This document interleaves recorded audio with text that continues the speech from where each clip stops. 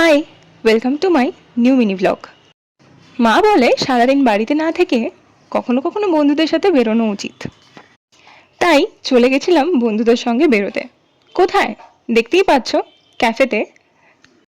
তো আমরা চলে গেছিলাম আমাদেরই একটা ফ্রেন্ডের ক্যাফেতে। আমি চা খেতে ভালোবাসি না বলে আমি বাদ দিয়ে প্রত্যেকেই চা খেলো। অর্ডার করা হলো momo, pan fried momo, steam momo and চিকেনের একটা আইটেম। স্কুলে যখন ছিলাম তখন কত বন্ধু ছিল, তাই না? কলেজে যখন ছিলাম তখনও প্রচুর বন্ধু ছিল। কিন্তু তারপরে আমরা ভাবি যে কলেজ স্কুল থেকে বেরিয়ে গেলে তারপরেও বন্ধুত্ব থাকবে, কানেকশন হয়তো থাকবে, কিন্তু প্রতিদিনের মতন সেই রকমভাবে কানেকশনটা হয়তো রাখা পসিবল হয়ে ওঠে না, কারোরই হয়ে ওঠে না।